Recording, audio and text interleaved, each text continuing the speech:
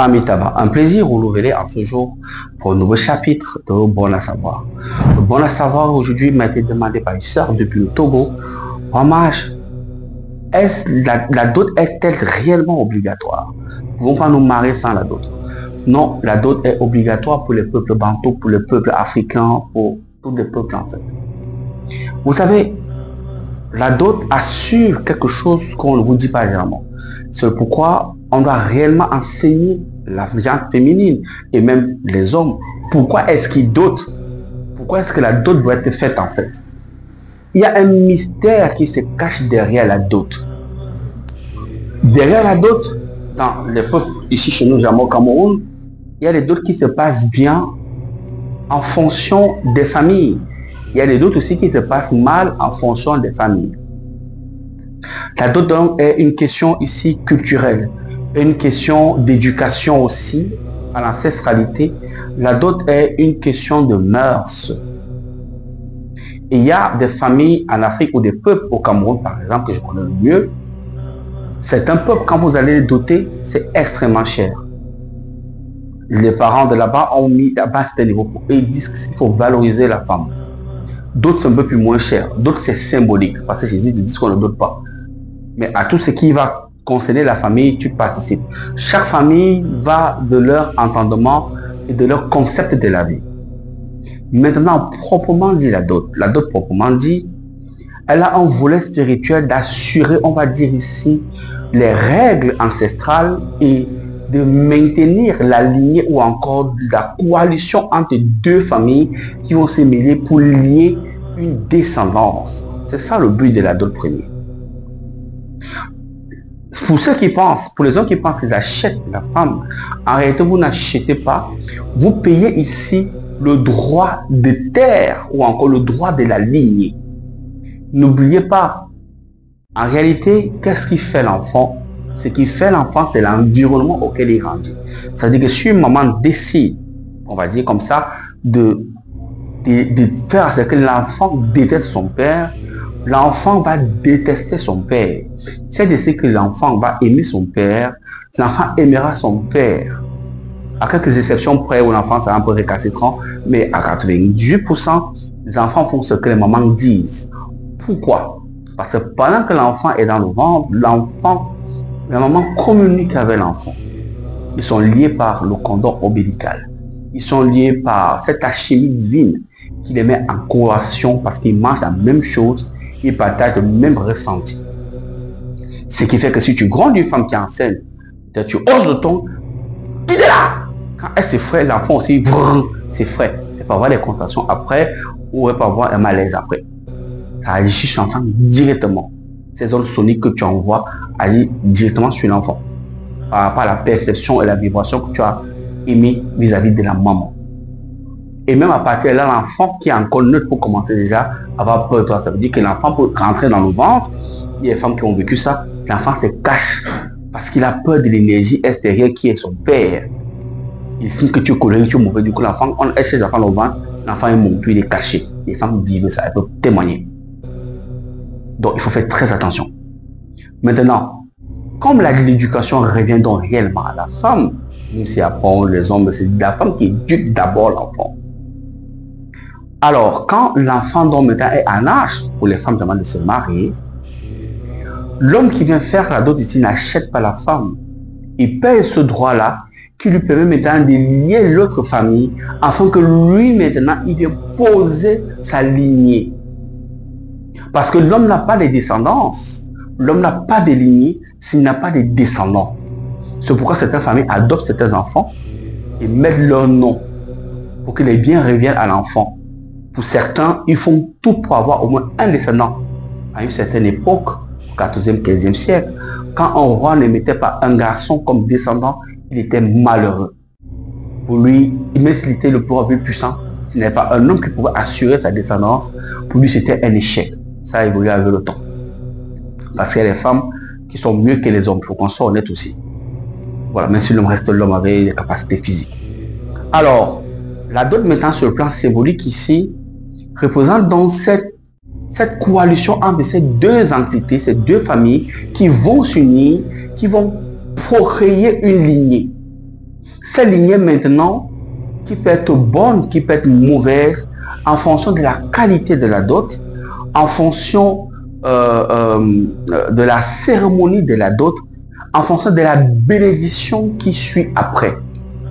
Le mariage à l'état civil, en réalité, n'a pas une réelle valeur spirituelle.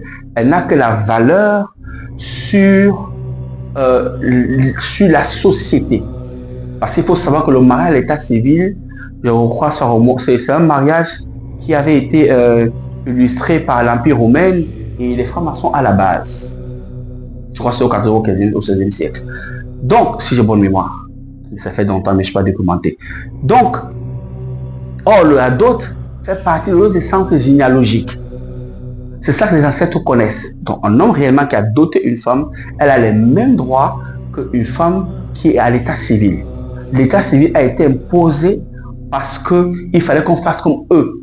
C'est-à-dire que si on n'avait jamais été colonisé, c'est que les femmes qui parlent aujourd'hui de mariage ne connaissent même pas ce que c'est. C'est ne savent même pas qu'il faut signer un papier ou quoi que ce soit. C'est parce qu'on est venu avec ça, on a épousé cette culture. Et plus que ce sont les peuples, les Caucasiens ou encore les Édomites sont matérialistes, c'est ça qu'il y avait des contrats de mariage, les biens sont partagés, mais en réalité, la dot en elle-même est purement symbolique. Parce que c'est le rattachement des deux peuples qui vont faire un peuple, une lignée. Maintenant, la lignée ici peut être bonne, peut être mauvaise. S'il faut que la lignée soit bonne, en ce moment-là, c'est la femme qui joue le rôle de transmutation de la lignée. La preuve, là, on est dans le vif du sujet maintenant. Quand on veut conquérir une nation, on passe par la femme. Si tu veux devenir quelqu'un qui est riche, célèbre, les musiciens l'ont compris, certains que je ne vais pas citer un nom ici, vous avez remarqué, la plupart des musiciens qui ont chanté pour la chante féminine ont fait des cartons pleins, ou qui ont une mélodie qui fait danser la femme, qui touche la sensibilité féminine, ce sont ceux-là qui remplissent les stades facilement. Il faut être un Gims, par exemple, pour faire une musique mixte, pour remplir des stades. Il faut être extrêmement fort. Ou un feu Didier Arafat. Chante uniquement pour les hommes, on va dire comme ça, et faire une folie, il faut être un monstre. Mais la plupart, pour remplir des stades, il faut avoir cette sensibilité féminine que tu mets dans les sons qui vont toucher, on va dire, la sensibilité féminine, afin qu'ils viennent voir ta musique, afin qu'elles aiment ta musique. Parce que la femme est émotive. Raison pour laquelle on règle parfois certains canaux musicaux à 300, à 400 Hz, en fait, pour que ça puisse, ou moins même parfois, pour que ça puisse entrer dans le cortex cérébral de la femme, afin que ça puisse follower ça au fur et à mesure. Il n'y a qu'à voir sur TikTok comment chante la musique de certains musiciens africains qui ont le vent en poupe. C'est la même chose. Alors, si tu veux, quand on veut conquérir un peuple, quand on veut conquérir une nation, on passe par la femme. Alors, si tu veux avoir une véritable lignée de fer, une lignée noble, il faudrait que tu sois en cohésion avec ces femmes, mais que tu fasses des choses dans les règles. C'est comme ça. Un enfant qui est né dans la dot, généralement, ou dans la présentielle, c'est-à-dire qu'on a vu les parents donnent un accord. Les enfants qui naissent dans cette union ont une certaine bénédiction divine. Mais tellement ce sont plus grands que les sorciers ou encore les énergies négatives ou les entités négatives bloquent cette ascension. Parce qu'ils sont issus de la noblesse. Maintenant, quelques anomalies, quelques rares enfants qui sont nés hors contexte de ce genre réussissent. On les appelle les anomalies. Ils sont rares. On les appelle parfois en spiritualité les âmes affectées. C'est-à-dire que lui, il a été affecté sur le plan divin pour venir relever parfois la lignée de la femme là, peut-être par rapport à la deuxième ou la troisième génération. Ils sont des cas rares où un homme n'a pas marié une femme, mais il a mis au monde un génie. Une femme, elle a mis au monde un génie, et puis la femme fait des merveilles, un peu comme l'histoire de Nicolas, un peu comme l'histoire de Tesla, ou l'histoire, on va dire, comment ça s'appelle celui-là, d'Elon Musk par exemple. Son papa qui était violent, qui battait beaucoup sa femme, et puis elle décide de divorcer, elle décide de laisser ses enfants, et puis elle crée des génies où tous les enfants sont milliardaires. Donc on va dire c'est la maman la plus milliardaire du monde, parce que tous les enfants sont milliardaires. C'est très peu. Mais sauf que sur eux, si vous regardez bien la narration de l'histoire, elle était mariée officiellement. C'est-à-dire elle était dans la lignée, elle était dans la noblesse. Très peu parfois qui ne sont pas dans ces sillages-là réussissent, on les appelle des cas isolés. Alors, C'est le même principe que les églises au fond. Si vous avez remarqué, beaucoup des femmes sont dans les églises. Parce qu'ils ont compris que qui contrôle la femme contrôle le monde. C'est le secret. Qui contrôle la femme contrôle le monde. C'est là devant vous dites toujours, mais vous ne voyez pas. Qui contrôle la gente féminine contrôle les finances. C'est pour ça que la plupart des billets dans certains pays, on met toujours le visage d'une femme. Parce que la femme, avec l'argent, tu résous beaucoup de problèmes. Tu peux être colérique, mais avec l'argent, à cause de l'argent RS.